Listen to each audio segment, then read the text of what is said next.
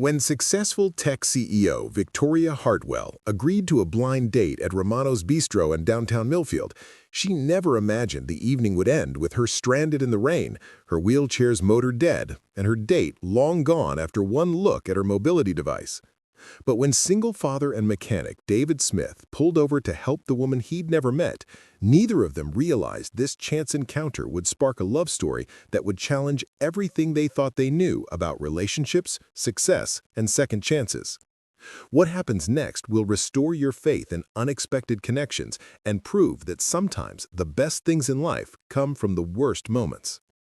Before we dive into this incredible journey, tell us in the comments where you're watching from, and if you believe in the power of unexpected love, make sure to hit that subscribe button because tomorrow's story will absolutely blow your mind. The rain hammered against the windows of Romano's Bistro as Victoria Hartwell checked her phone for the third time in 10 minutes. 7:47 p.m.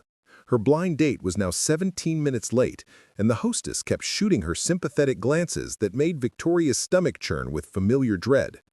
She adjusted her burgundy blazer and smoothed her auburn hair, trying to project the same confidence that had built her software company from a garage startup into a multi-million-dollar enterprise. At 32, Victoria had conquered boardrooms filled with skeptical investors, negotiated deals that would make seasoned executives sweat, and revolutionized how small businesses managed their digital presence. But sitting alone at a candlelit table for two, watching couples share intimate conversations around her, she felt every bit the awkward teenager who'd been stood up for prom 15 years ago. Her phone buzzed, a text from her date, Trevor. "Hey, just got here, looking for you." Relief washed over her as she waved toward the entrance, where a tall man in an expensive suit was scanning the restaurant. Their eyes met across the dining room, and she smiled, raising her hand in greeting. Trevor's expression shifted the moment his gaze traveled down to her wheelchair. The smile faltered, then disappeared entirely. Victoria had seen that look before. The moment of recognition, the split-second calculation, the barely concealed disappointment. She watched Trevor's shoulders sag as he approached her table, his enthusiasm evaporating with each step. "Victoria?" His voice carried the forced politeness of someone already planning their exit strategy.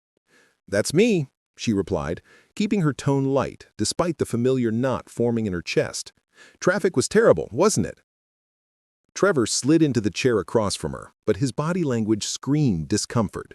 He fidgeted with his menu, avoided eye contact, and kept checking his phone. When the waiter approached, Trevor ordered quickly, clearly in no mood to linger over wine selections or appetizer discussions. "So," Victoria tried, determined to salvage something from the evening, "you work in marketing, yeah?" "Digital campaigns, mostly." His responses were clipped, distracted. When his phone rang 20 minutes into their stilted conversation, he answered it immediately. "I'm so sorry," he said, "not looking sorry at all, but there's an emergency at work. I have to go." Victoria nodded, maintaining her composure even as humiliation burned in her cheeks. "Of course, these things happen." Trevor was already standing, pulling out his wallet. He dropped $40 on the table without calculating the actual bill and was halfway to the door before Victoria could respond. She sat alone among the romantic lighting and soft jazz, the epitome of success in every area of her life, except this one. The waiter approached delicately. "Would you like me to box up your meals, miss?" "Just the check, please," Victoria replied, her voice steady despite the storm brewing inside her chest. Outside, the autumn rain that had been threatening all evening finally unleashed itself with a vengeance. Victoria pulled her coat tight and activated her wheelchair's motor, heading for the covered parking structure where she'd left her modified BMW. She'd made it halfway across the restaurant's courtyard when disaster struck. Her wheelchair's motor gave a concerning whir, slowed, and died completely. Victoria sat motionless in the rapidly intensifying downpour, water streaming down her face and soaking through her carefully chosen outfit. Her phone showed no signal in the courtyard's dead zone, and the restaurant's valet stand was empty, the attendants having taken shelter from the storm. This is how David Smith found her 20 minutes later. David had been driving home from his second job at Patterson's garage when he spotted the figure in the wheelchair through his rain-streaked windshield. His 8-year-old daughter Emma was spending the night at her grandmother's house, giving him a rare evening to catch up on the transmission rebuild he'd been working on for Mrs. Chen's ancient Honda. The storm had driven him from the garage earlier than planned, but now he pulled his weathered pickup truck into the restaurant's parking lot without hesitation. At 35, David carried the kind of weariness that came from juggling single parenthood with 2 jobs and a mortgage that stretched his paycheck thin every month. His hands bore the permanent stains of engine oil and years of honest work, and his clothes came from discount stores rather than designer boutiques. But his mother had raised him to help people in trouble, and the woman sitting motionless in the rain was clearly in trouble. "Ma'am," he called out, jogging toward her with his jacket held overhead. "Are you okay?" Victoria looked up, expecting to see a restaurant employee or perhaps another customer. Instead, she found herself looking at a man with kind eyes and calloused hands who seemed genuinely concerned about her well-being. His work shirt was soaked through, his dark hair plastered to his forehead, but he'd positioned himself to shield her from the worst of the rain. "My wheelchair died," she explained, having to raise her voice over the storm. "The motor just stopped working." David nodded, immediately kneeling beside her chair to examine the issue. Water streamed off his jacket as he checked connections and tested the control panel with the methodical approach of someone who solved mechanical problems for a living. "Looks like water got into the electrical system," he diagnosed after a few moments. "The good news is it's probably just a temporary short. The bad news is you're not going anywhere until it dries out." Victoria felt tears mixing with the rain on her cheeks, though she couldn't tell which was which anymore. "This has been the absolute worst night of my life." David looked at her with genuine sympathy. "Bad date?" "The worst. He took one look at my chair and couldn't get out of there fast enough." The words tumbled out before she could stop them, her usual professional composure finally cracking under the weight of disappointment and embarrassment. "Then he's an idiot," David said simply, with such conviction that Victoria almost believed him. For the first time all evening, Victoria smiled. "You don't even know me." "I know enough," David replied, gently lifting her from the wheelchair. "Come on, let's get you out of this rain. My truck's right here, and I know a 24-hour diner that serves the best coffee in Millfield. We can wait for the storm to pass, and I'll take a proper look at your chair." As David carried her toward his truck, Victoria found herself studying his profile in the glow of the streetlights.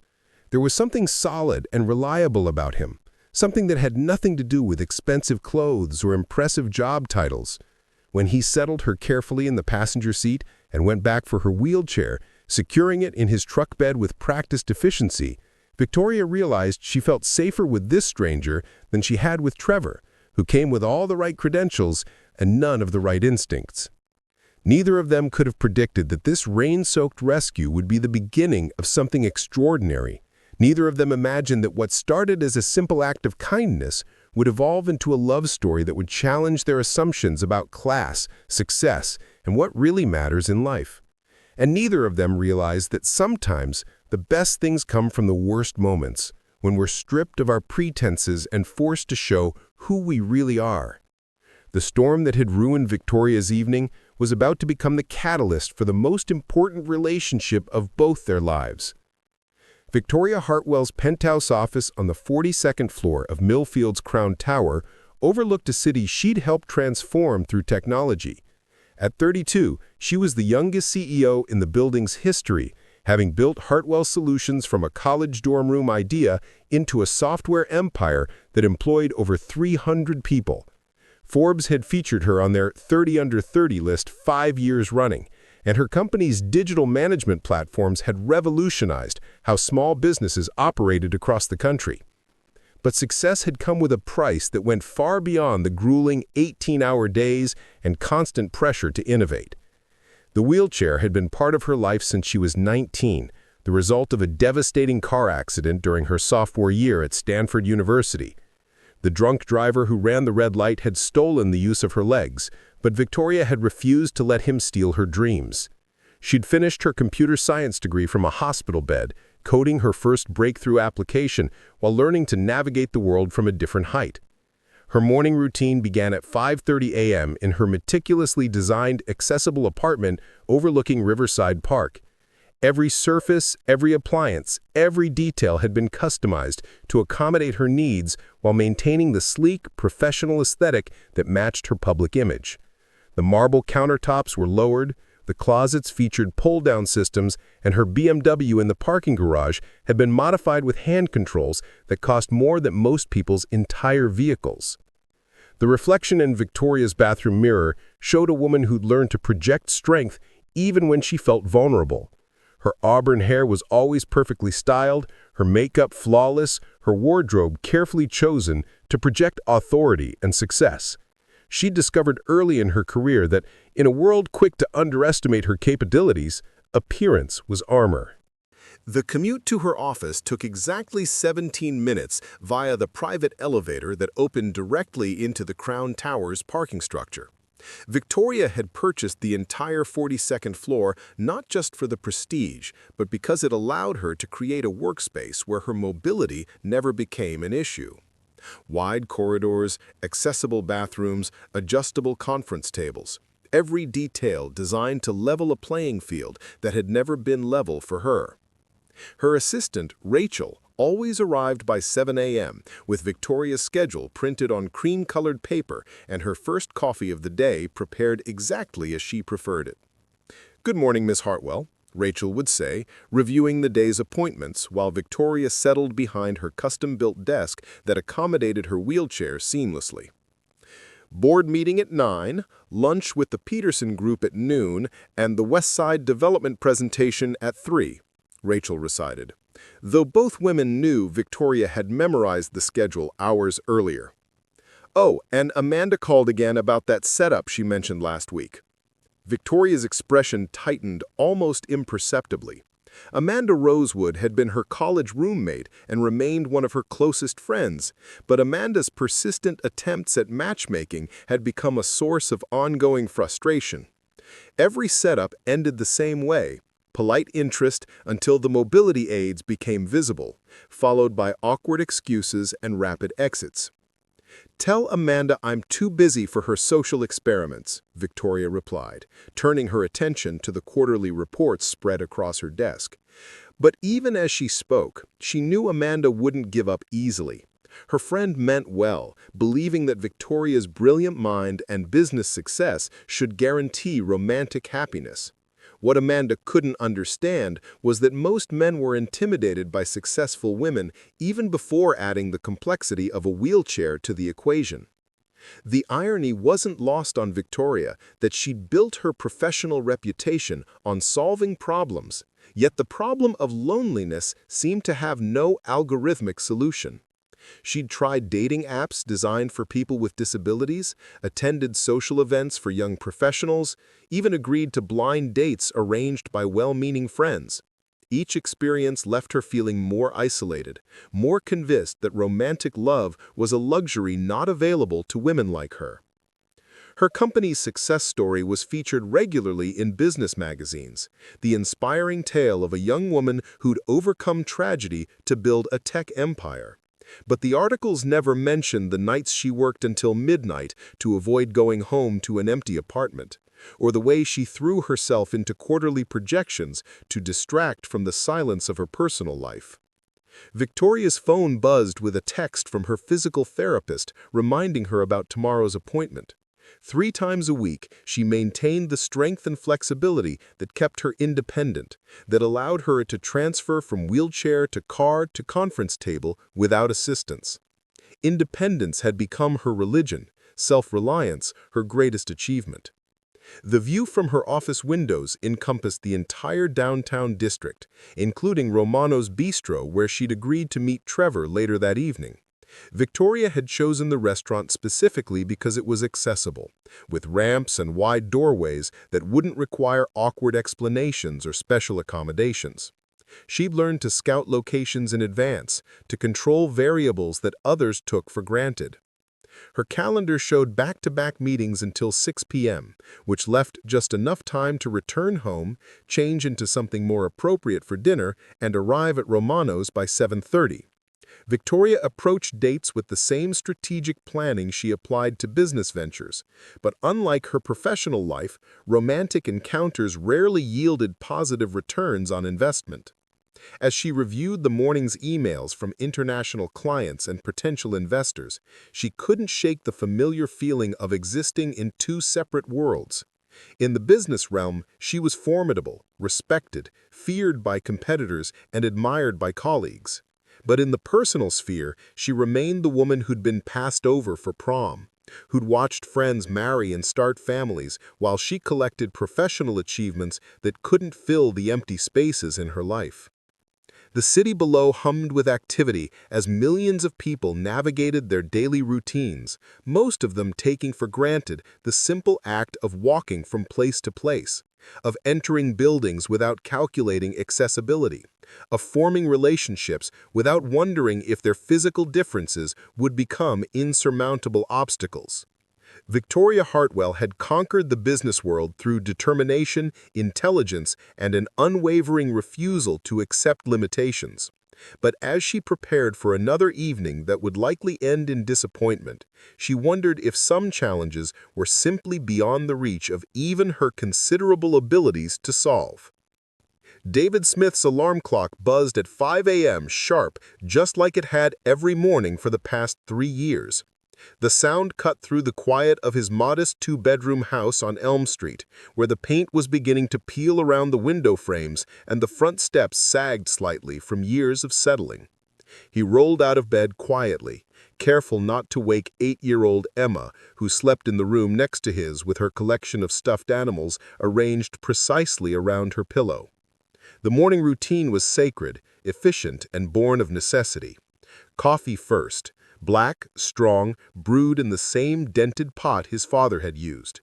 While it percolated, David packed Emma's lunch with the methodical precision of someone who'd learned that forgetting the juice box or sandwich meant a hungry child and a guilty conscience that lasted all day.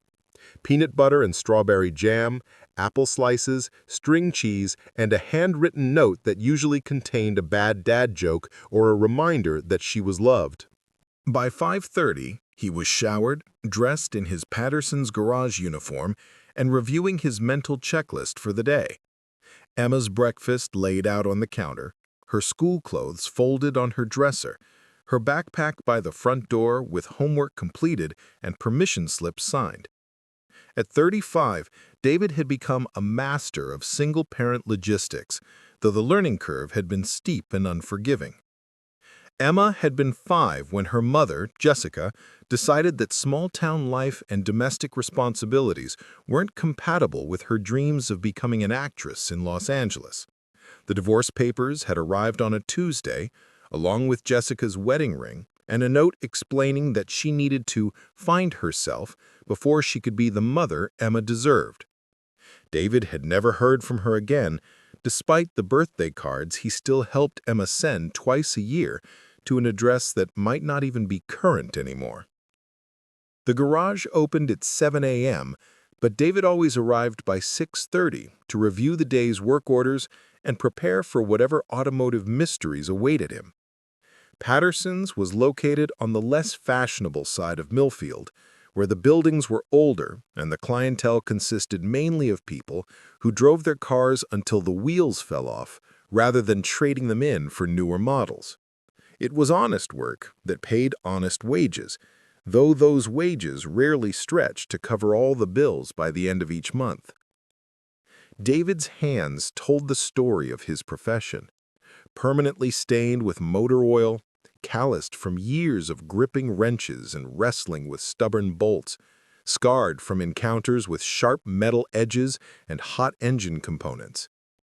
His coworkers at Patterson's respected his diagnostic skills and work ethic, but they also knew he carried himself with the quiet dignity of a man who'd been knocked down by life and chose to get back up every morning anyway.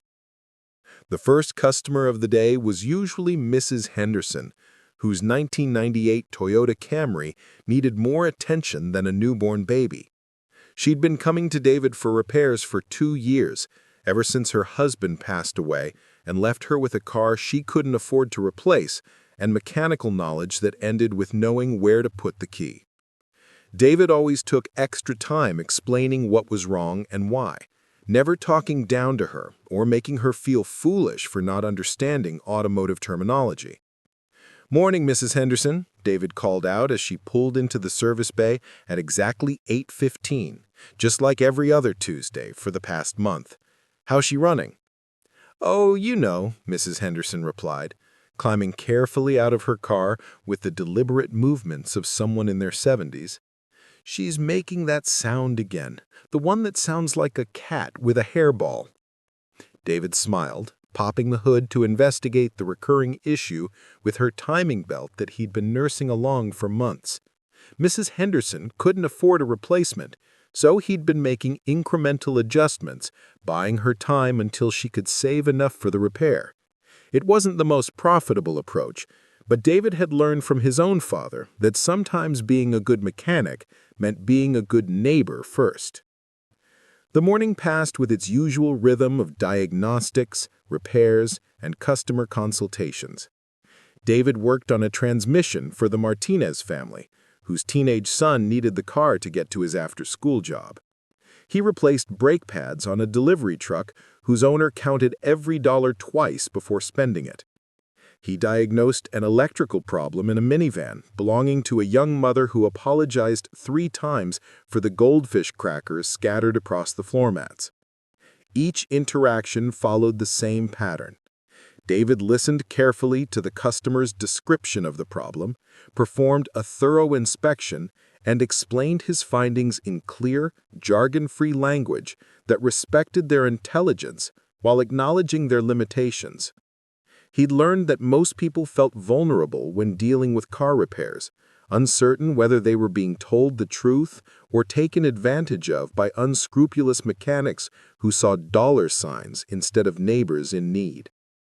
Lunch was usually eaten standing up in the garage, a sandwich from home washed down with coffee that had been brewing too long and tasted like motor oil. David used the quiet moments to call Emma's school, checking on her progress and making sure she'd eaten her lunch. The conversations with her teachers always followed the same script. Emma was bright, well-behaved, and clearly adored her father, but she sometimes seemed older than her 8 years, carrying responsibilities that other children her age didn't have to consider. The afternoon brought its own challenges, a complicated engine rebuild that required parts David would have to special order, eating into the customer's timeline and his own profit margin.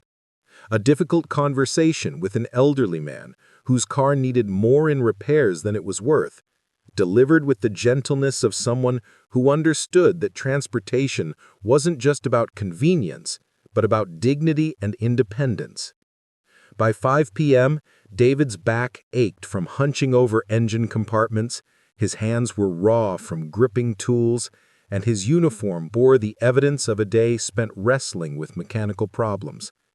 But there was satisfaction in the work, in the knowledge that families could get to school and work and medical appointments because he'd kept their vehicles running safely. The second job waited for him after a quick dinner with Emma and help with her homework. 3 evenings a week, David worked at Murphy's Auto Parts, stocking shelves and helping weekend mechanics find the components they needed for their own repair projects. The extra $25 per shift made the difference between making rent and falling behind, though the cost was measured in exhaustion and time away from Emma. Tonight was different, though. Emma was sleeping over at her grandmother's house, giving David a rare evening to catch up on the transmission rebuild he'd been working on in his spare time. The project was a favor for an old friend who couldn't afford garage rates, the kind of after-hours work that David took on despite already working 60 hours a week at his regular jobs. The rain that had been threatening all day finally began as David pulled into Patterson's parking lot at 7 p.m. He'd planned to work until the storm passed, then head home to the quiet house that always felt too empty when Emma wasn't there. The transmission parts were spread across his workbench like a mechanical puzzle, each component cleaned and inspected, waiting to be reassembled into something that would carry another family safely down the road. David had learned to find peace in the solitude of evening repair work, where the only sounds were the rain on the metal roof and the soft clink of tools against engine components. It was meditative in its way, this process of taking something broken and making it whole again, of bringing order to mechanical chaos through patience and skill. He was elbow-deep in the transmission case when movement outside caught his attention through the garage's rain-streaked windows.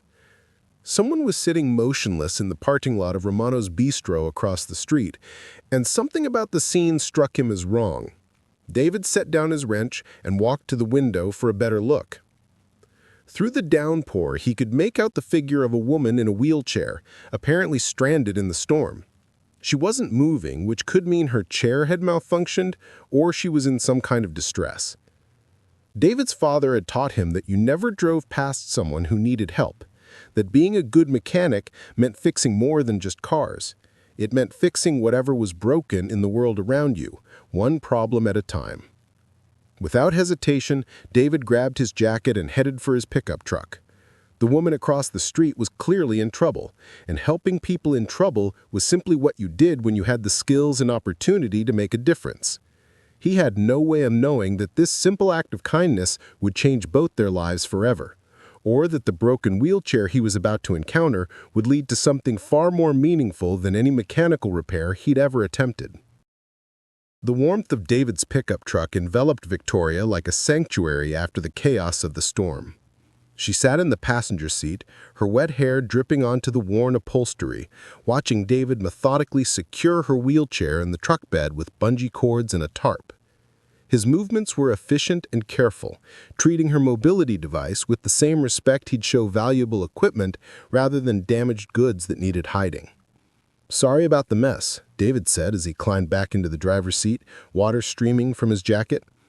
"Emma usually keeps goldfish crackers scattered everywhere, but she's at her grandmother's tonight." He gestured toward a child's booster seat in the back, along with coloring books and a stuffed elephant that had seen better days. "Emma's your daughter?" Victoria asked, grateful for a conversation that didn't revolve around her failed evening or a broken wheelchair. 8 years old going on 30, David replied with unmistakable pride in his voice. "She keeps me organized better than any scheduler ever could." He started the engine and adjusted the heater, warm air beginning to chase away the chill that had settled into Victoria's bones. "The diner's about 10 minutes away.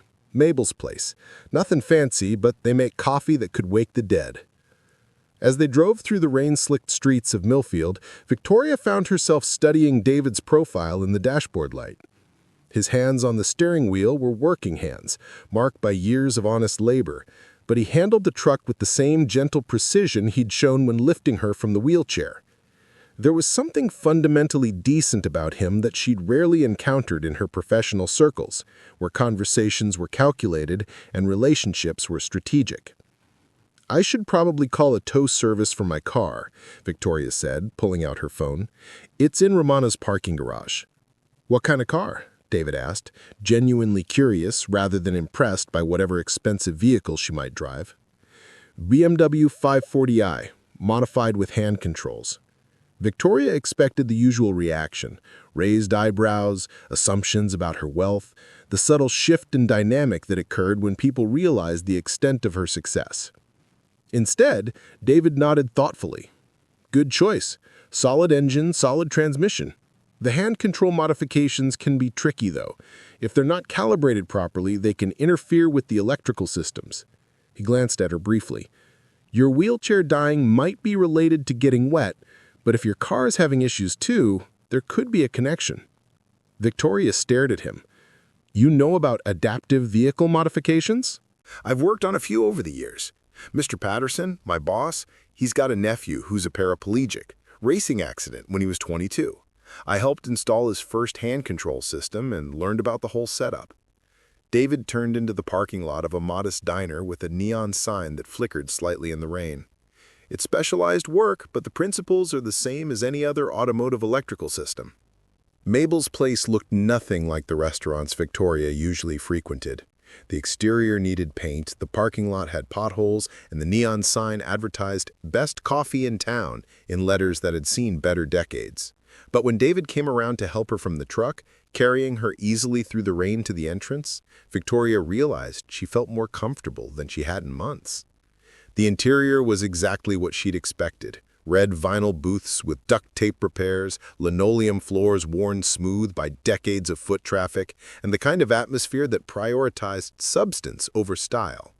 A woman in her 60s with silver hair and a no-nonsense attitude approached them immediately.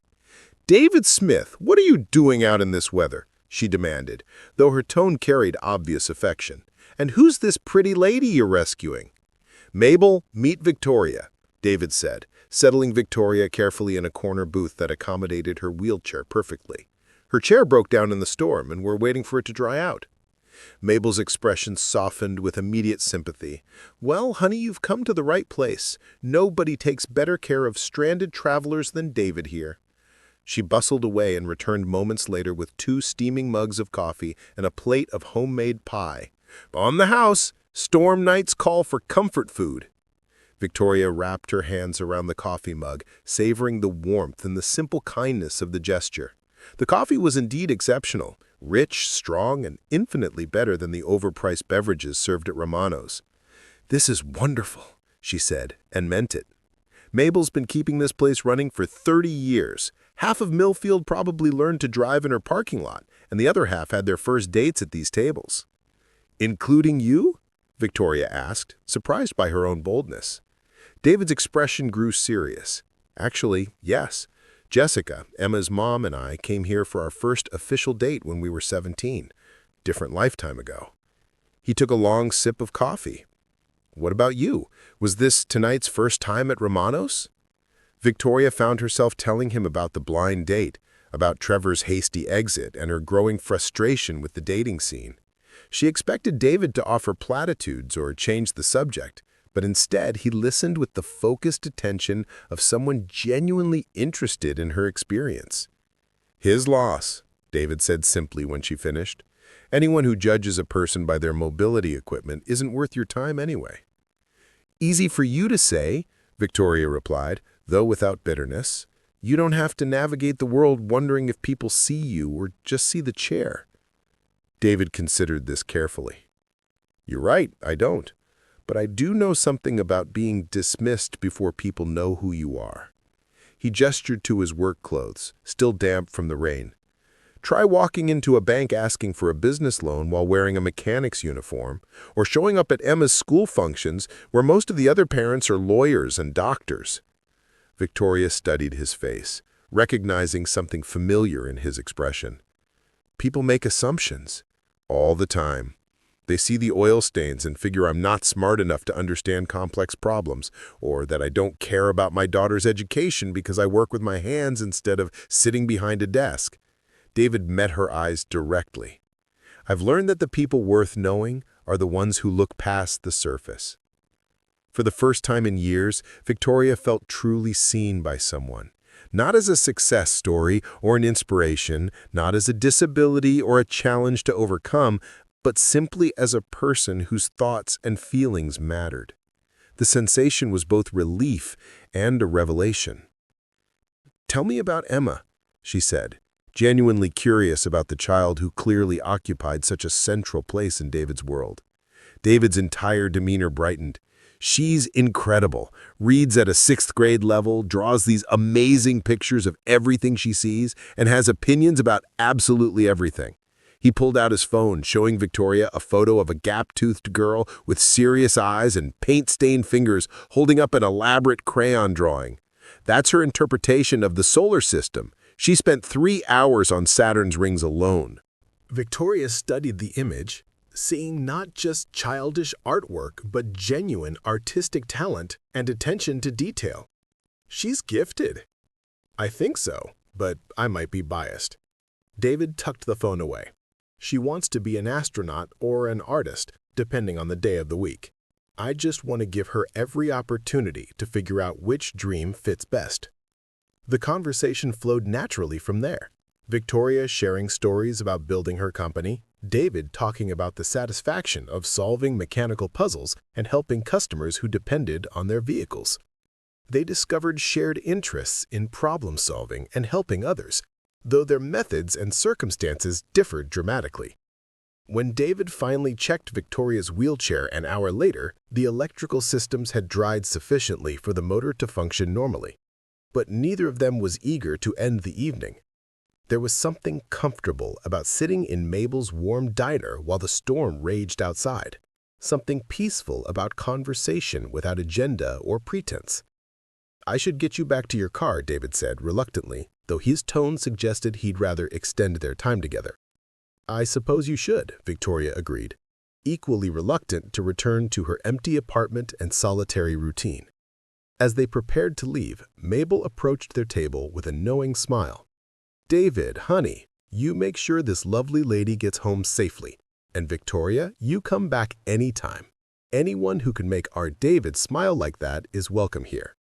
Driving back through the quieting storm, Victoria realized the evening had taken an unexpected turn towards something she hadn't experienced in years: genuine human connection. David had treated her wheelchair as simply another piece of equipment that needed fixing, her success as interesting but not intimidating, her company as valuable for its own sake rather than for any advantage it might provide. "Thank you," she said as David helped her transfer back to her BMW in Romano's parking garage. "Not just for the rescue, but for the conversation. I haven't enjoyed an evening this much in longer than I care to admit." David secured her wheelchair in the car's specially designed storage area with the same careful attention he'd shown earlier. "Thank you for letting me help, and for trusting a complete stranger with your worst evening ever." As Victoria drove home through the empty streets, she found herself thinking about David's hands, competent, gentle, marked by honest work.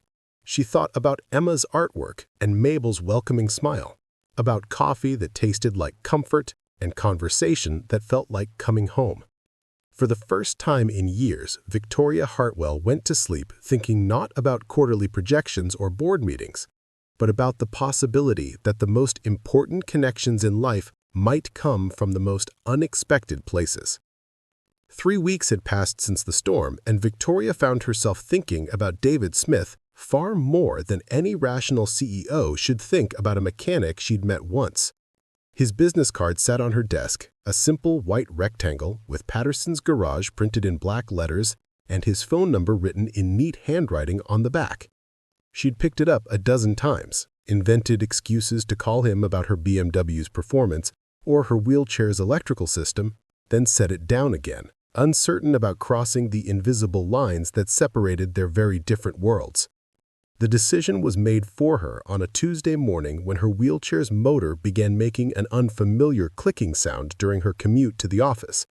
The noise was subtle but persistent, the kind of mechanical warning that David had taught her to recognize during their conversation at Mabel's. Rather than calling her usual medical equipment service, which would mean a week-long wait and a bill that would make most people weep, Victoria found herself dialing the number on David's card. "Patterson's Garage, this is David." "David, it's Victoria, from the storm night." She felt oddly nervous, like a teenager calling a boy for the first time. "Victoria, of course. How's your wheelchair been running? And please tell me you haven't had any more disasters with blind dates." "No more dating disasters, thankfully, but my chair is making a clicking sound, and I remembered what you said about electrical systems. I was wondering—" I hesitated, suddenly aware of how presumptuous her request might seem. "Would you be willing to take a look at it? I know it's not exactly automotive work." "Absolutely. When would be convenient for you?" That afternoon, Victoria found herself pulling into Patterson's Garage for the first time, her BMW navigating easily into the service bay where David waited with his toolbox. The garage was exactly what she'd expected, functional rather than fancy, with the honest smell of motor oil and the comfortable chaos of a workspace where real problems got solved every day. "So what's our patient telling us?" David asked me, kneeling beside her wheelchair with the same focused attention he'd given to her broken motor that first night. He listened carefully as the chair moved, his trained ear picking up subtle variations in the clicking pattern. "It's the bearing assembly in your left drive wheel," he diagnosed after a thorough examination. "Not dangerous yet, but it'll get worse if you ignore it. The good news is I can fix it. The bad news is you'll be stuck here for about 2 hours while I work." "I brought my laptop," Victoria said, surprised by how comfortable she felt in the unfamiliar environment. "I can work from anywhere." What followed became the pattern for the next several weeks. Victoria would bring her wheelchair to Patterson's for maintenance that could have been handled by specialized medical equipment technicians. But David's expertise proved superior to anything she had experienced before. More importantly, their conversations during these visits revealed layers of compatibility that neither had expected. David worked on her chair with the same meticulous care he brought to every mechanical problem, but he also asked intelligent questions about her business, listened thoughtfully to her explanations of software development, and offered insights that came from his own problem-solving experience. Victoria discovered that mechanical engineering and software programming shared more common ground than she had realized. Both required systematic thinking, creative solutions, and the ability to trace complex problems to their simple roots. "You know," David said one afternoon while calibrating her chair's suspension system, "what you're describing with your user interface design sounds a lot like diagnosing intermittent electrical problems. You have to think about all the ways a system can fail and build in safeguards for each possibility." Victoria looked up from her laptop, where she'd been troubleshooting code for their latest client application.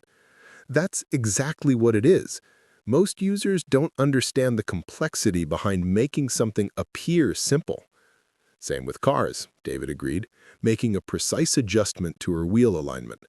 "People want to turn the key and go, but there are hundreds of systems working together to make that possible. When something goes wrong, you have to understand not just the broken part, but how it connects to everything else." These philosophical conversations about work and problem-solving evolved naturally into more personal territory.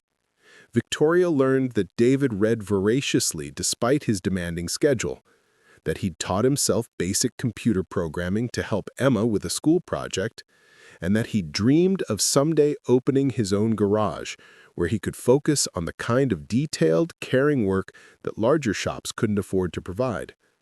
David discovered that Victoria's success hadn't come easily, that she'd fought for every achievement in a tech world that often dismissed women and people with disabilities, and that her drive to help small businesses through technology came from genuine understanding of what it meant to struggle against systems that weren't designed to include you. "I never intended to become a CEO," Victoria admitted one day, while David replaced her chair's control module with an upgraded version he'd specially ordered. "I just wanted to solve problems that nobody else seemed interested in solving. Small businesses needed better digital tools, but all the existing software was designed for huge corporations with dedicated IT departments." "So you built something better," David said, testing the new controls with careful precision. "Same reason I became a mechanic, actually. People need their cars to work reliably, but a lot of shops just want to sell them expensive repairs they don't need. I'd rather fix something right the first time and build a relationship with customers who trust me." The trust between them developed gradually but unmistakably. Victoria began staying longer during her visits, bringing coffee from the upscale shop near her office to share with David and whoever else was working that day. David's coworkers initially treated her with the polite distance reserved for wealthy customers, but her genuine interest in their work and complete lack of condescension gradually won them over. "She's different," one of the younger mechanics overheard David saying. "Most people who drive BMWs act like they're doing us a favor by bringing their cars here. She actually listens when you explain what's wrong." The breakthrough came during her fourth visit, when Emma arrived at the garage directly from school, her backpack dragging behind her and paint stains decorating her uniform. Victoria watched David's entire demeanor shift as his daughter approached, the careful professionalism replaced by uncomplicated joy and affection. "Hey, kiddo," David said, lifting Emma easily despite her protests that she was too big to be picked up. "How was school?" "Mrs. Peterson says I have to do my science fair project on something practical, but I want to do it on black holes, and she says that's too theoretical for fourth grade." Victoria looked up from her laptop. What kind of practical project does she want? Emma studied Victoria with the serious assessment that children reserve for adults they haven't yet categorized. Something about how things work in everyday life. But everyday life is boring. Black holes aren't boring, she said thoughtfully. But you know what's not boring and very practical? The way your dad diagnoses problems with cars. It's exactly like being a detective, but instead of solving crimes, you're solving mechanical mysteries. Emma's eyes lit up with interest. Like when Dad figured out that Mrs. Chen's car was making noise because a squirrel built a nest in her engine? Exactly like that. You observe the symptoms, form a hypothesis about what might be causing them, test your theory, and then implement a solution. It's the scientific method in action. David watched this exchange with growing amazement as Victoria engaged with Emma about the intellectual challenges of automotive diagnosis, making connections between mechanical problem-solving and scientific inquiry that transformed a boring practical project into an exciting investigation. "Would you like to help me document how your dad approaches a complex repair?" Victoria asked Emma. "We could create a presentation that shows how mechanics use scientific thinking every day." What followed was an afternoon of collaboration that felt more natural than any business meeting Victoria had ever attended. Emma interviewed her father about his diagnostic process. Victoria helped translate the technical information into language appropriate for a fourth-grade science fair project. And David found himself explaining his work with the kind of intellectual depth that his usual customers never requested or appreciated. "You're really smart," Emma declared to Victoria as they wrapped up the project planning. "Dad said you built a whole company by yourself." "I had help from lots of people," Victoria corrected gently.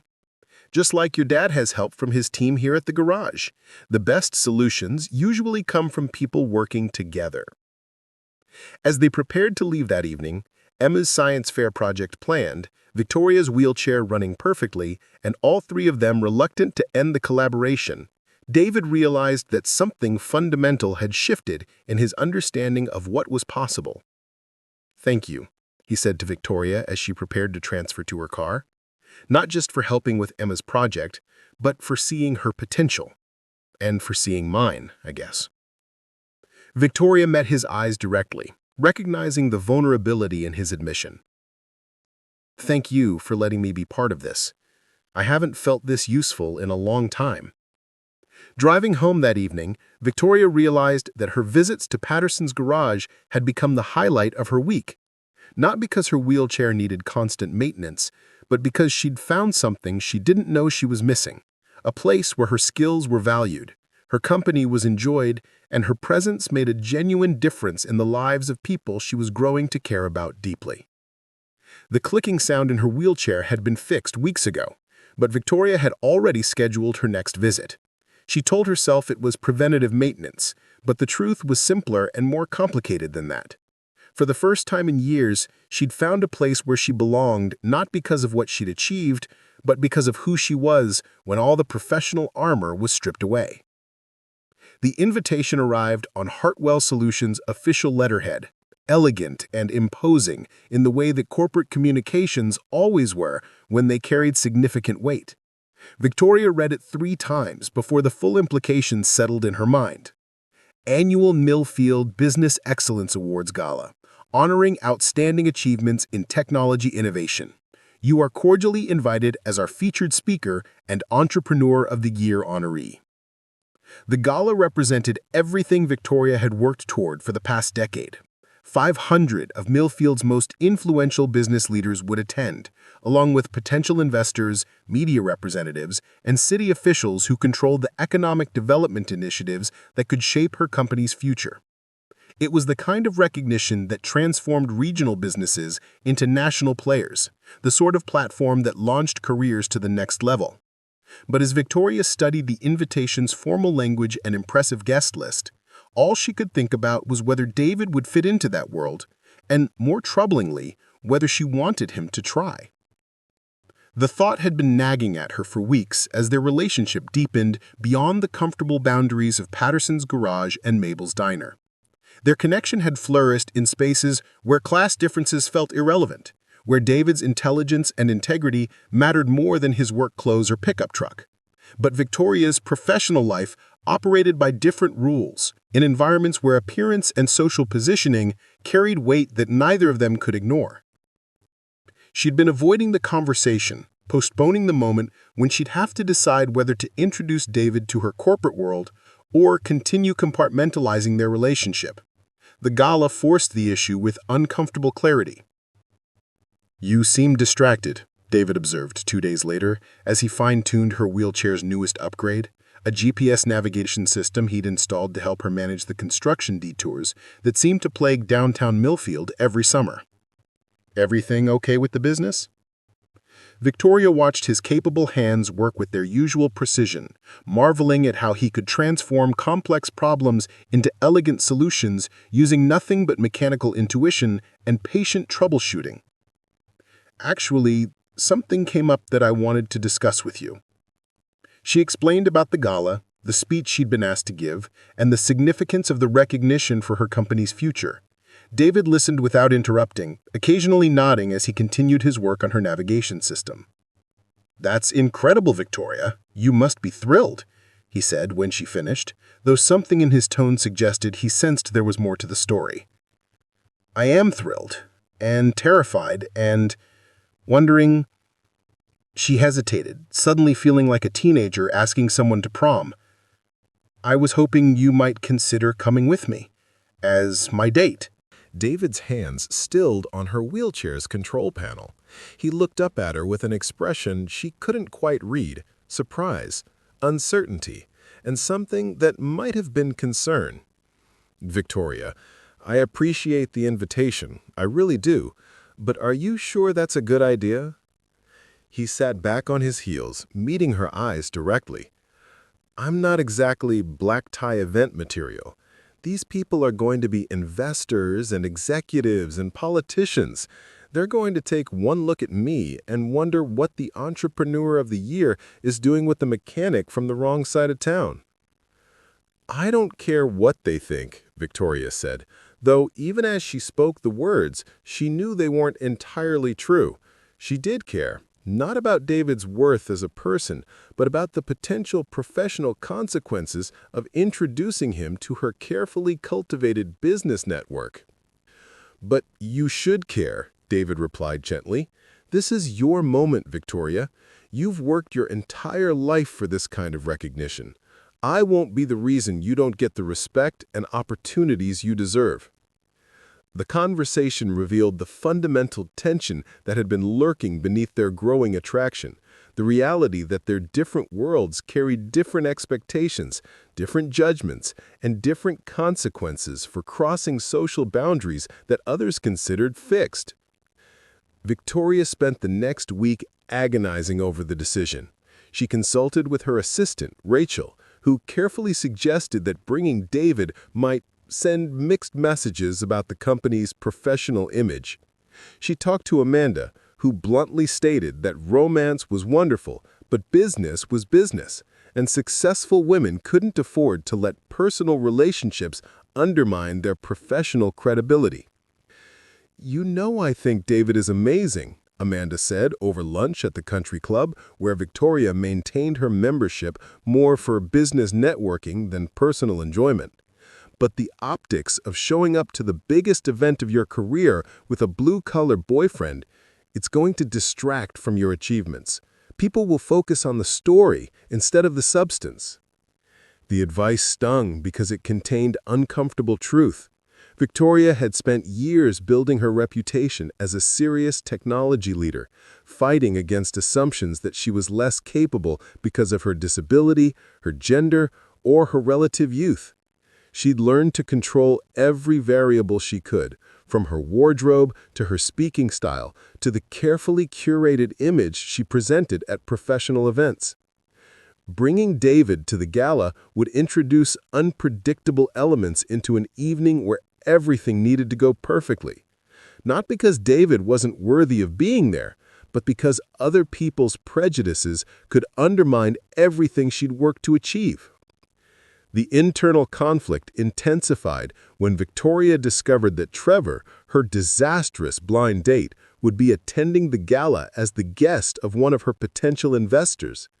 The irony was almost too painful to contemplate. The man who'd fled from her wheelchair at first sight would witness her receiving the city's highest business honor, while the man who'd rescued her from that humiliating evening would be excluded from sharing her triumph. 2 days before the gala, Victoria made her decision. She called David from her office, her hands shaking slightly as she dialed his number. "David, about the gala," she began, then stopped, unable to find words that wouldn't sound like betrayal or cowardice. "You've decided I shouldn't come," he said quietly, saving her from having to voice the rejection directly. "It's not that simple," Victoria protested, though they both knew it was exactly that simple. "This event is crucial for my company's future. There will be investors who could provide the funding we need for our next expansion phase, government officials who control the technology development grants, media coverage that could put us on the national stage. I can't afford for anything to go wrong." David was silent for a long moment. When he finally spoke, his voice carried neither anger nor surprise, just a resigned understanding that somehow made Victoria feel worse than if he'd argued with her. "I get it, Victoria. I really do. You've got responsibilities to your employees, your company, your investors. You can't risk their futures because you're dating someone who doesn't fit the image they expect." He paused. "I just wish we lived in a world where my being there would be seen as adding to your success instead of detracting from it." The conversation ended with polite reassurances about understanding each other's positions and maintaining their relationship despite this temporary setback. But Victoria hung up feeling like she'd failed a test she hadn't known she was taking, a test of courage, loyalty, and the willingness to stand by her convictions when the stakes were the highest. The night of the gala arrived with all the elegance and anxiety Victoria had anticipated. She wore a midnight blue evening gown that had been custom-tailored to look stunning while accommodating her wheelchair. Her hair was professionally styled, and her acceptance speech was memorized to perfection. Everything was exactly as it should be for the most important evening of her professional life. But as she navigated the cocktail reception, making small talk with investors and accepting congratulations from business colleagues, Victoria felt increasingly hollow. The recognition she'd dreamed of for years felt diminished by the knowledge that she'd chosen professional safety over personal integrity, that she'd allowed other people's prejudices to dictate her choices. The irony deepened when Trevor approached her during the cocktail hour, apparently having forgotten their disastrous blind date or chosen to pretend it had never happened. "Victoria, congratulations on the award. You look absolutely stunning tonight," he said with the smooth confidence of someone who'd never been rejected in his life. "Thank you, Trevor." Victoria's response was carefully neutral, though inwardly she marveled at the social amnesia that allowed him to act as though he hadn't abandoned her in a thunderstorm just months earlier. "I was hoping we might be able to continue the conversation we started at Romano's," he continued, apparently rewriting history to cast their encounter as a promising beginning rather than a humiliating disaster. "I think there could be some interesting synergies between your software solutions and my marketing firm's client base." Victoria realized that Trevor's renewed interest had nothing to do with her as a person and everything to do with her newly elevated status as Entrepreneur of the Year. She saw her wheelchair as an obstacle to overcome for the sake of potential business opportunities, a calculated decision to pursue professional connections despite personal reservations. As she listened to his networking pitch disguised as romantic interest, Victoria found herself thinking about David's hands working patiently on her wheelchair, his genuine delight in Emma's artistic talents, the way he'd made her feel valued for who she was rather than what she'd achieved. She thought about his quiet dignity when she'd essentially told him he wasn't good enough for her professional world, his understanding acceptance of her choice even when it clearly hurt him. Standing in the ballroom surrounded by 500 of Millfield's most successful people, wearing a designer gown and preparing to accept the city's highest business honor, Victoria Hartwell had never felt more alone or more aware of what her choices had cost her. The recognition she'd worked so hard to achieve felt hollow when measured against the relationship she'd sacrificed to maintain her professional image. The test wasn't whether David would fit into her world, it was whether she had the courage to build a world where both of them belonged. Victoria stood at the podium in the grand ballroom of the Millfield Riverside Hotel, looking out at 500 faces illuminated by crystal chandeliers and the soft glow of candlelit tables. The Entrepreneur of the Year award sat heavy in her hands, its engraved surface catching the light as she prepared to deliver the acceptance speech that was supposed to represent the pinnacle of her professional achievement. "Ladies and gentlemen," she began, her voice carrying clearly through the sound system. "When I started Hartwell Solutions 8 years ago in my one-bedroom apartment, I never imagined standing before you tonight receiving this incredible honor." The audience settled into the comfortable rhythm of a well-crafted acceptance speech, expecting the usual acknowledgments of mentors, employees, and supporters who had contributed to her success. Victoria had rehearsed these talking points for weeks, polished them until they gleamed with professional perfection. But as she looked out at the sea of expectant faces, investors who saw dollar signs, competitors who smiled while calculating ways to undermine her success, colleagues who measured her worth by her quarterly profits, Victoria felt the carefully prepared words dissolve on her tongue.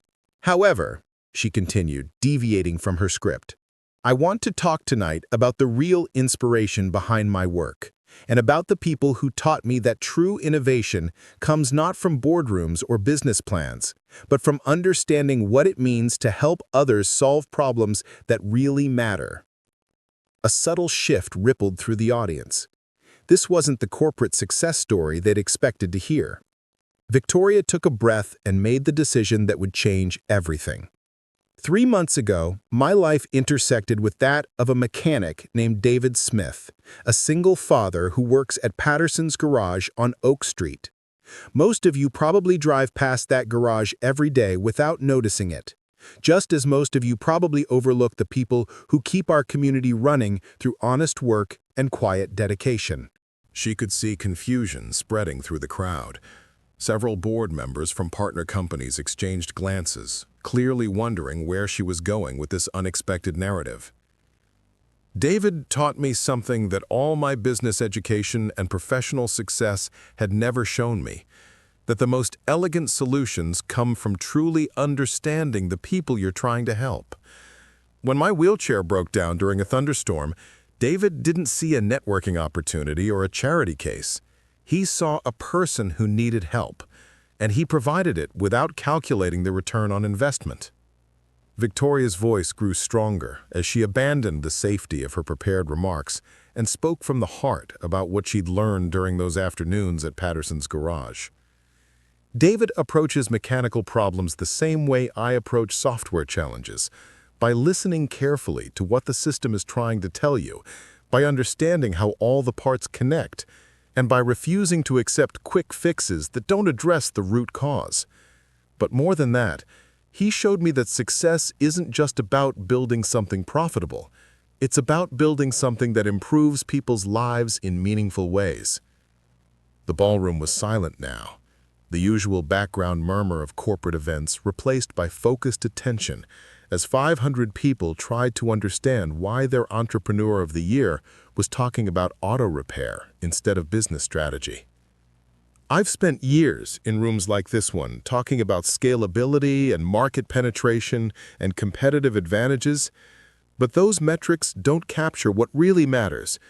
The moment when you solve a problem that allows someone to get to work, to take their child to school, to maintain the independence and dignity that mobility represents." Victoria paused, looking directly at Trevor, who sat at table 12 wearing the same polished smile he'd displayed during their disastrous blind date. His expression was shifting from confusion to concern as he realized this speech was veering dangerously off script.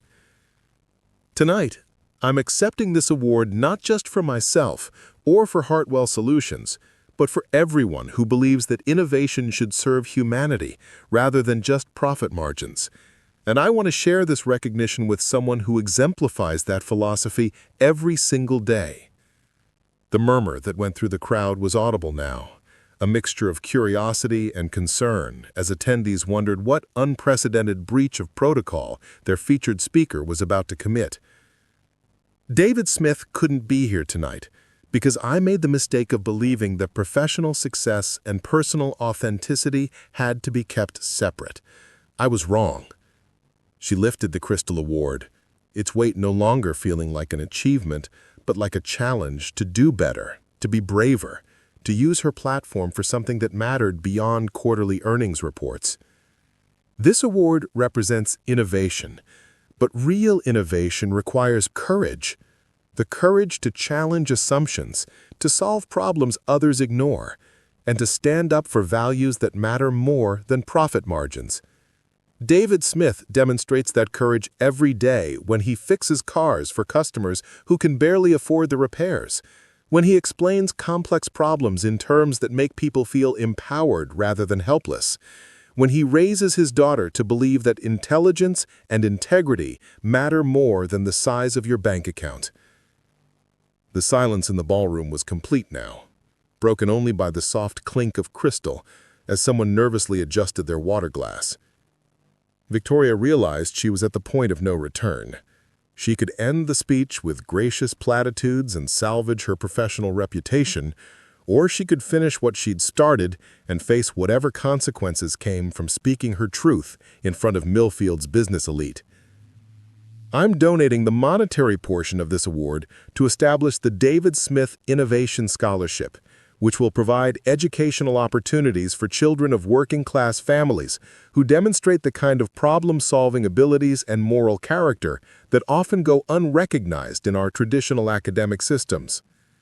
A few people began clapping uncertainly, unsure whether this was the end of her remarks or simply another unexpected turn in an increasingly unpredictable speech.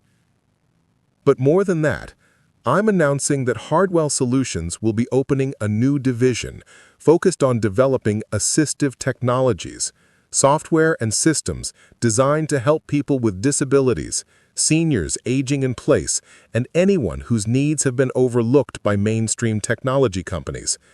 We'll be partnering with local mechanics, healthcare workers, and community advocates who understand these challenges from daily experience rather than market research. Now the applause was genuine, spreading through the ballroom as people began to understand that they were witnessing not just an acceptance speech, but a declaration of corporate purpose that went beyond traditional profit motives. Victoria felt tears building behind her eyes as she realized what she'd done. Not just publicly acknowledged David's importance in her life, but restructured her company's entire mission around the values he'd taught her about service, integrity, and the dignity of useful work. "Thank you for this honor," she concluded, holding the award against her chest. "I promise to use it as a reminder that the most important innovations happen when we stop trying to impress each other and start focusing on how we can help each other." The standing ovation that followed was unlike anything Victoria had ever experienced. It began tentatively, with scattered applause from people who weren't sure how to respond to such an unconventional speech. But it built gradually, spreading through the ballroom as the audience recognized that they'd witnessed something rare, a moment of authentic leadership that transcended corporate politics and personal advancement. As Victoria navigated her wheelchair away from the podium, she was immediately surrounded by people who wanted to discuss the scholarship fund, the assistive technology initiative, and the philosophy behind her unexpected announcement. But she barely registered their questions, her mind focused entirely on the phone call she needed to make. In the quiet of the hotel's business center, away from the continuing celebration in the ballroom, Victoria dialed David's number with trembling fingers. "David," she said when he answered, "I know it's late, but I needed to call you. I just gave a speech about you to 500 of Millfield's most important people." "About me?" The surprise in his voice was evident even through the phone connection. "About what you taught me, about the scholarship we're going to create in your name, about how I was wrong to think that who you are could ever be anything but an asset to who I'm trying to become." There was a long pause before David responded. "Victoria, what are you saying?" "I'm saying that I love you," she replied, the words coming out in a rush of emotion and relief. "I'm saying that I was an idiot to think that professional success meant anything if I couldn't share it with the person who helped me understand what success really looks like. I'm saying that if you'll have me, I want to build something together, not just a relationship, but a life that matters." The breakthrough she'd experienced wasn't just professional recognition or public acclaim. It was the moment she stopped trying to fit into other people's expectations and started creating space for the life she actually wanted to live. Standing in that hotel business center, still wearing her designer gown and holding an award that represented everything she'd thought she wanted, Victoria finally understood that the real prize wasn't the recognition itself, but the courage to deserve it. The morning after Victoria's speech, her phone started ringing before her alarm clock had a chance to sound at 6 a.m. Rachel's voice was breathless with excitement when Victoria answered, still groggy from the emotional intensity of the previous evening. "Victoria, you need to see the news coverage. Channel 7 ran your entire speech during their morning show, and it's already been shared over 50,000 times on social media. The hashtag David Smith Scholarship is trending, and we have interview requests from 3 national business magazines." Victoria sat up in bed, her mind racing to process the implications. She'd expected consequences from her unscripted speech, but she hadn't anticipated that the story would resonate beyond Millfield's business community. More importantly, Rachel continued, "We've had 7 major investors contact us overnight about funding the assistive technology division. Apparently, there's been a significant gap in the market for user-friendly accessibility software, and your announcement positioned us perfectly to fill it." By the time Victoria arrived at her office 2 hours later, the transformation was already evident. Her assistant had fielded calls from disability advocacy groups, tech industry reporters, and venture capitalists who saw profit potential in serving underserved markets. The Hartwell Solutions website had crashed twice from traffic spikes, and Emma's science fair poster, which David had photographed and sent to Victoria weeks earlier, was being shared across social media as an example of the kind of innovative thinking the scholarship would support. But the most significant change was waiting for her in the lobby of her building. David sat in one of the leather chairs, wearing his best button-down shirt and dark jeans, looking simultaneously nervous and determined. Emma sat beside him, clutching a manila folder and wearing the serious expression she reserved for important occasions. "We saw the news," David said simply as Victoria approached them. "Emma has something she wants to show you." Emma opened her folder with ceremony, revealing a detailed drawing that made Victoria's breath catch. It was an architectural sketch of a building labeled the Smith Hartwell Innovation Center, complete with accessible workshop spaces, computer labs, and what appeared to be a childcare facility. The drawing showed children and adults working together on various projects, with wheelchair users and mechanics collaborating on designs that bridged the gap between technology and practical application. "I drew this for my advanced art class," Emmett explained with 8-year-old pride. "Mrs. Peterson said I should think about what I want to build when I grow up. So I designed a place where people like you and Dad could teach kids like me how to solve real problems." Victoria studied the drawing, marveling at the sophisticated understanding it represented. Emma had intuitively grasped the concept Victoria had struggled to articulate, a space where different forms of intelligence could collaborate, where practical experience and theoretical knowledge could combine to create solutions that served genuine human needs. "Emma, this is extraordinary," Victoria said, and meant it. "Would you be interested in helping me turn this dream into reality?" The conversation that followed lasted 3 hours and fundamentally altered the trajectory of all their lives. David had taken a personal day from Patterson's garage, and Victoria cleared her schedule entirely. Together with Emma, they outlined a vision that went far beyond traditional business expansion.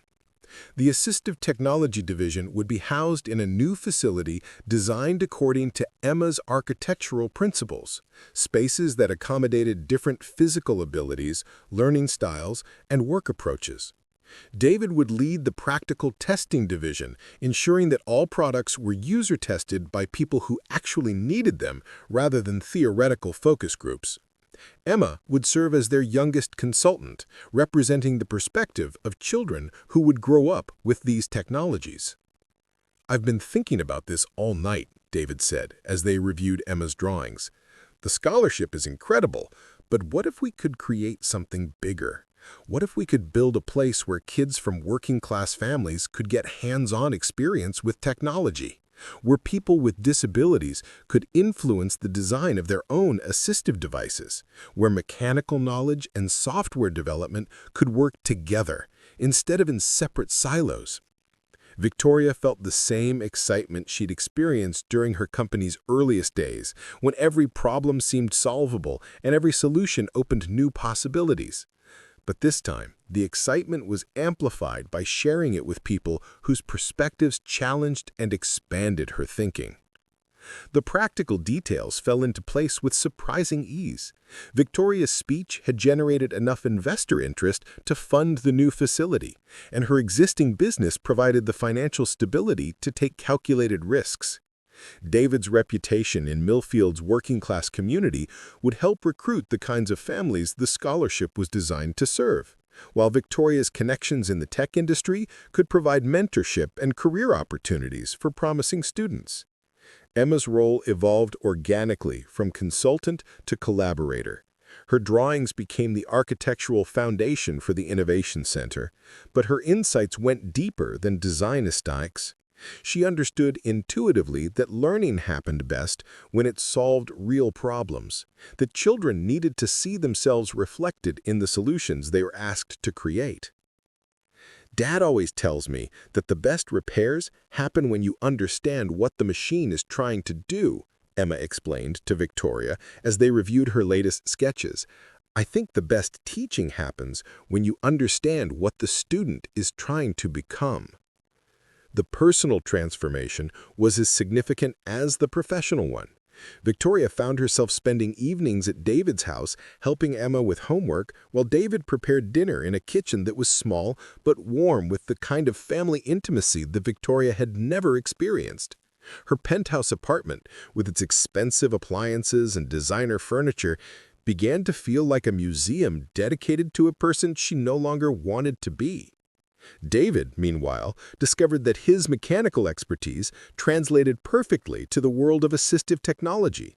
The principles he'd used to modify vehicles for disabled drivers applied directly to wheelchair design, mobility aids, and adaptive computer interfaces. His patient teaching style, refined through years of explaining complex repairs to anxious customers, proved ideal for mentoring young inventors who needed encouragement as much as instruction. The relationship between them deepened beyond romance into a genuine partnership. They balanced each other's strengths and compensated for each other's limitations. But more importantly, they shared a vision of what their work could accomplish beyond personal success or professional achievement. 3 months after Victoria's speech, they stood together in the empty warehouse space that would become the Smith-Hartwell Innovation Center. Emma ran between the support columns, her voice echoing as she called out locations for different activity areas. David measured spaces for workshop equipment, while Victoria sketched traffic flow patterns that would accommodate wheelchair users, parents with strollers, and children of all ages.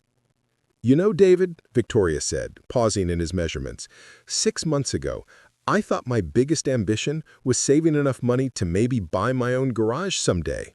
Now we're building something that could change how kids like Emma think about their own possibilities." Victoria looked around the cavernous space, seeing not empty concrete, but the future they were creating together, a place where innovation would serve humanity, where success would be measured by problems solved rather than profits earned, where children would learn that intelligence came in many forms and all of them had value.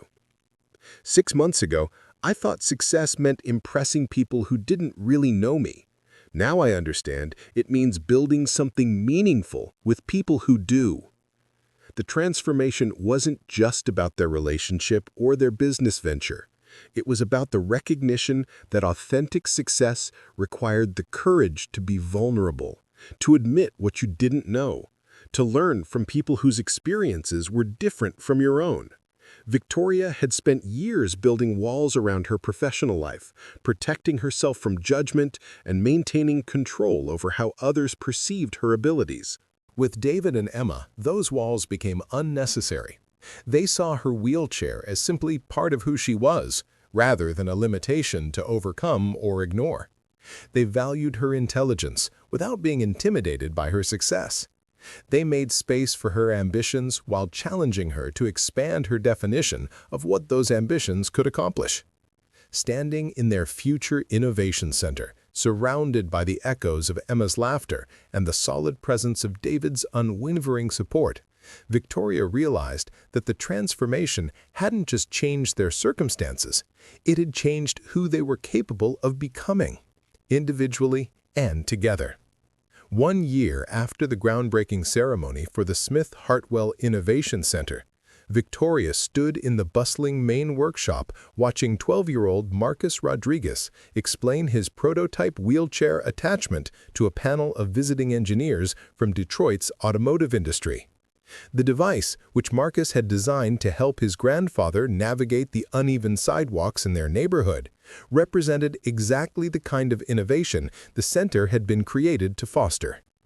"The problem with most wheelchair accessories," Marcus was saying with the confidence of someone who'd learned to trust his own insights, "is that they're designed by people who don't actually use wheelchairs. My abuelo told me what would really help, and Mr. David showed me how to build it." Victoria exchanged a proud glance with David, who stood nearby, taking notes on Marcus's presentation technique. The boy had arrived at the center 8 months earlier as part of their first scholarship cohort. Children from working-class families who showed aptitude for problem-solving but had never had access to the tools and mentorship necessary to develop their ideas. The center itself had evolved far beyond Emma's original architectural drawings, though her influence remained visible throughout the building. The main workshop featured adjustable workstations that could accommodate users of different heights and abilities. The computer lab included voice-activated software, large print keyboards, and touch-sensitive interfaces designed by students who understood accessibility as a personal necessity rather than a regulatory requirement. But the most revolutionary aspect of the center wasn't its technology or facilities, it was its approach to learning. Traditional educational models separated theoretical knowledge from practical application, academic achievement from real-world problem-solving. The Smith-Hartwell Center deliberately blurred those boundaries, creating an environment where engineering principles were learned through building actual devices that solved genuine problems in the community. "Victoria, you need to see this," called Dr. Sarah Chen, the center's director of research partnerships, from across the workshop. She'd been recruited from Stanford's Assistive Technology Lab, drawn to the opportunity to work directly with the populations her research was designed to serve. Victoria wheeled over to where Dr. Chen was reviewing applications for the center's second year of operation. The stack of papers was 3 inches thick, representing nearly 200 students from across the Midwest who wanted to participate in their summer intensive program. "The projects, look at these applications," Dr. Chen said, spreading several applications across the table. A 15-year-old from Chicago who wants to design better prosthetics for child amputees. Twin sisters from rural Kentucky who've invented a communication device for their nonverbal autistic brother. A high school senior from Detroit whose mother has multiple sclerosis.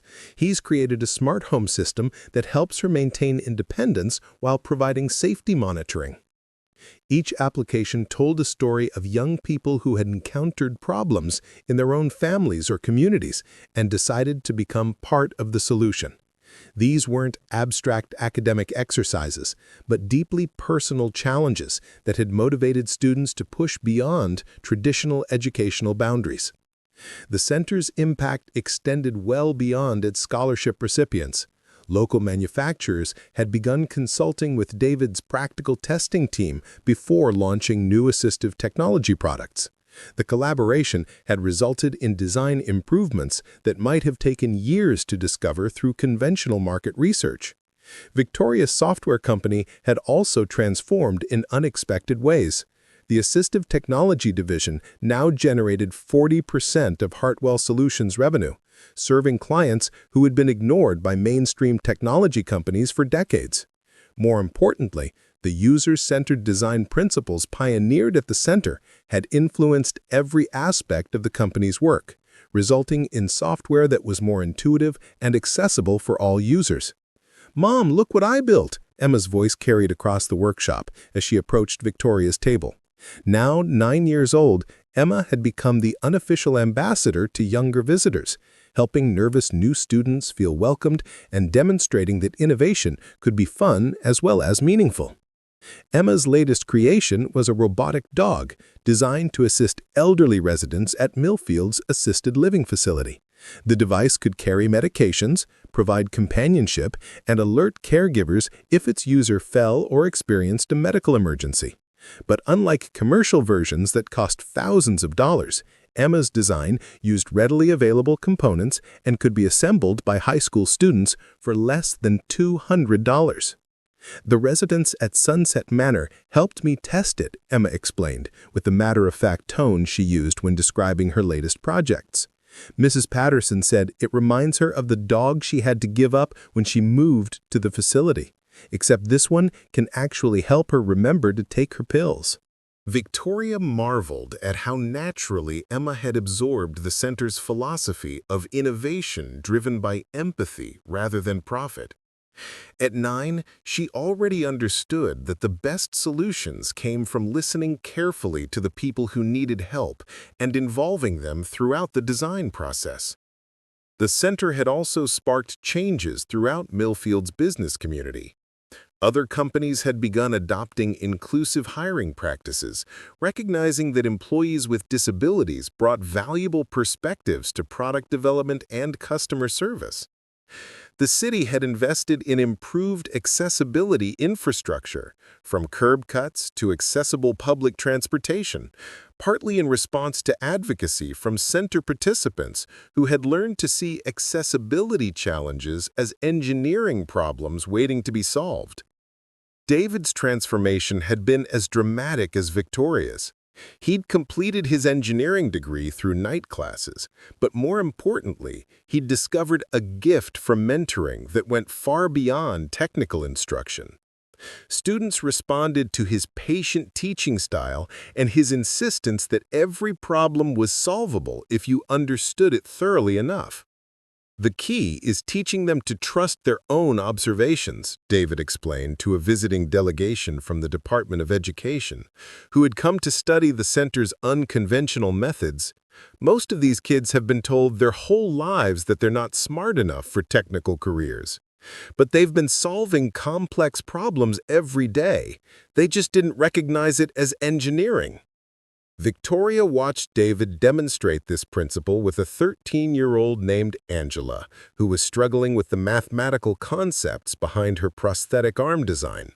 Instead of lecturing about torque and leverage, David asked Angela to show him how she compensated for her missing limb when opening heavy doors or carrying multiple objects. "You're already calculating forces and angles," David pointed out, as Angela demonstrated her adapted techniques. "Now we're just putting numbers to what your body already knows how to do." The breakthrough moment, The moment when Angela realized she was already thinking like an engineer was visible on her face. Victoria had witnessed this transformation dozens of times over the past year, and it never failed to remind her why they were doing this work. The center's influence had begun spreading to other cities as well. Delegations from schools, nonprofits, and government agencies visited regularly to study their model. 3 similar centers were in development across the country, each adapted to serve the specific needs of their communities while maintaining the core principles of user-centered innovation and inclusive design.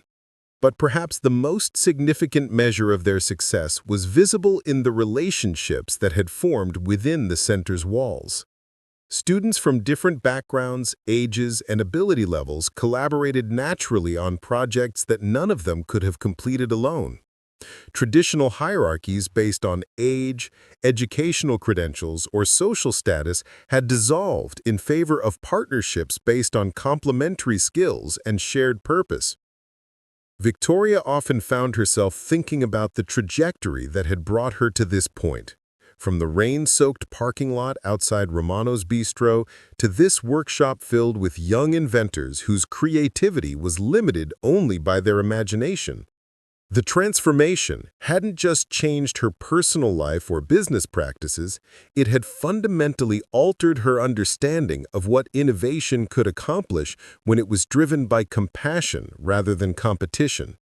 "Victoria," David said, approaching her table as the afternoon's presentations concluded, "there's someone I'd like you to meet."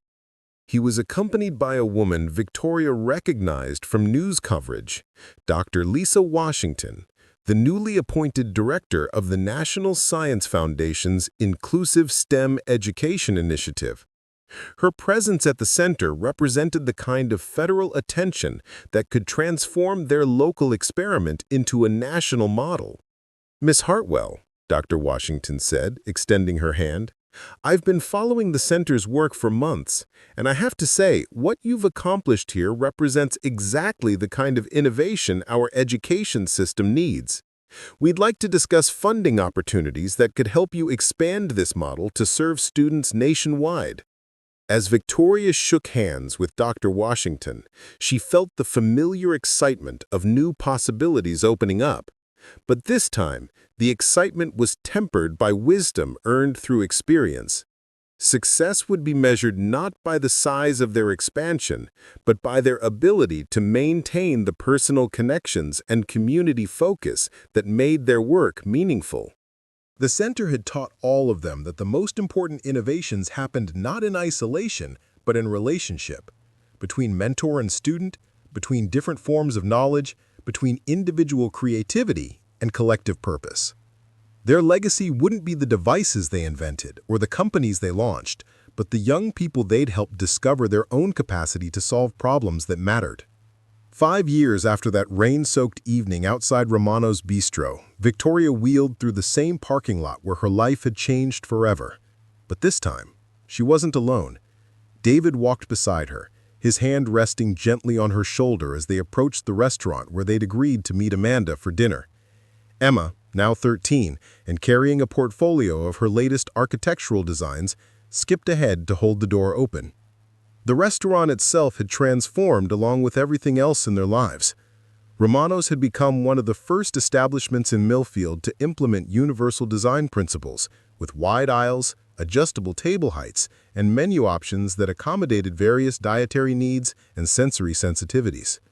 The changes had been inspired partly by the Smith-Hartwell Innovation Center's community outreach program, which helped local businesses understand that accessibility improvements benefited all customers, not just those with disabilities.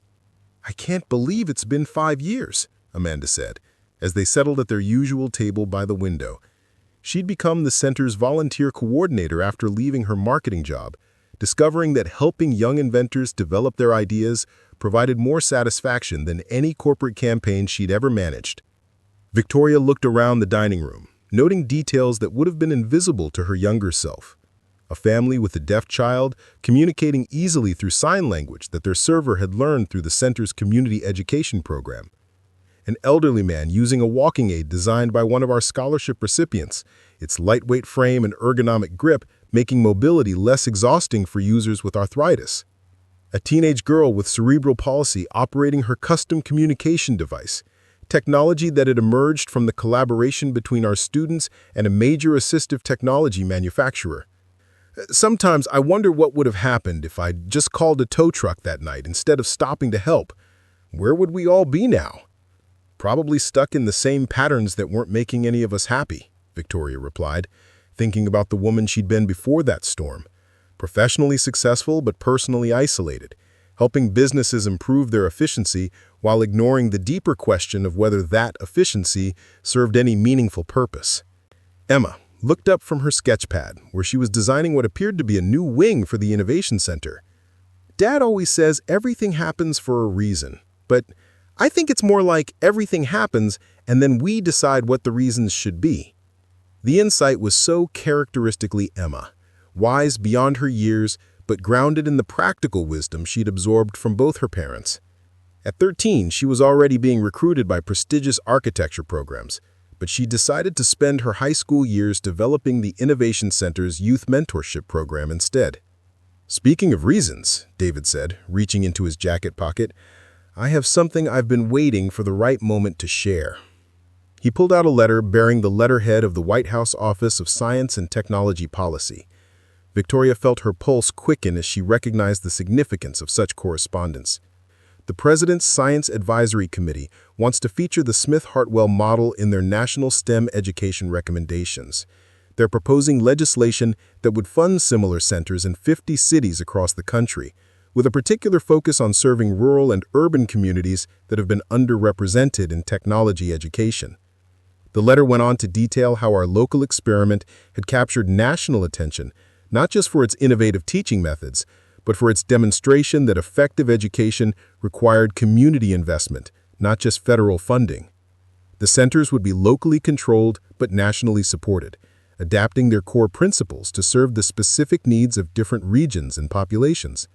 50 cities, Amanda repeated, shaking her head in amazement. Do you realize how many young people that could help? Victoria did realize, and the prospect was both thrilling and sobering. The responsibility of scaling their model without losing its essential character, the personal relationships, community connections, and user-centered focus that made it effective, would require the same careful attention to human needs that had guided all their work together. There's more, David continued, pulling out a second document. The National Science Foundation wants Victoria to chair a new commission on inclusive innovation policy, and they've offered me a position as Director of Practical Education Partnerships. The offers represented recognition that went beyond anything Victoria had imagined when she'd started her software company, or David had begun working at Patterson's garage. But more importantly, they represented an opportunity to influence how the country approached the fundamental questions of education, innovation, and opportunity. What do you think, Em? Victoria asked, turning to the teenager whose insights had shaped so much of their work. Are we ready to help other communities build their own versions of what we've created here? Emma set down her pencil and considered the question with the seriousness it deserved. I think we have to try, but we also have to make sure we don't forget what made this place special in the first place. She gestured around the restaurant, where the dinner rush included families they'd known for years, students from the center celebrating successful project presentations, and visitors from other cities who'd come to study their model. It's not really about the building or the equipment. It's about people believing that their ideas matter, and that someone will listen when they have a problem that needs solving. If we can help other places create that feeling, then it's worth doing. Victoria reached across the table to squeeze Emma's hand, marveling at how the scared 8-year-old who'd arrived at Patterson's garage with paint-stained clothes had grown into this thoughtful young woman who understood that innovation was fundamentally about human connection. Then I guess we'd better start planning our next adventure, Victoria said, looking around the table at the family she'd found in the most unexpected place. As they walked back through the parking lot after dinner, Victoria paused at the exact spot where David had found her that stormy night. The asphalt was dry now, illuminated by street lights that cast gentle shadows instead of hiding potential dangers. But she could still remember the desperation she'd felt sitting motionless in the rain, convinced that her broken wheelchair was just another symbol of all the ways her life didn't fit conventional patterns. "Regrets?" David asked, following her gaze to the unremarkable patch of pavement that had become sacred ground in their personal mythology. "Only that it took me so long to understand that the best things in life come from the worst moments, and that love isn't about finding someone who fits into your existing world. It's about building a new world together." David wrapped his arms around her from behind, and Victoria leaned back against his solid presence as Emma performed an impromptu dance around a nearby light pole, her teenage energy transforming the ordinary parking lot into a stage for joy. The rain had stopped falling years ago, but the transformation it had set in motion continued to ripple outward through their community and beyond. Tomorrow, Victoria would begin the work of helping other cities understand that innovation wasn't just about technology or business development. It was about creating spaces where every person's contributions were valued, where problems were solved collaboratively, and where success was measured by the lives improved rather than the profits generated. Up next, you've got 2 more standout stories right on your screen. If this one hits the mark, you won't want to pass these up. Just click and check them out. And don't forget to like, subscribe, and turn on the notification bell so you don't miss any upload from us.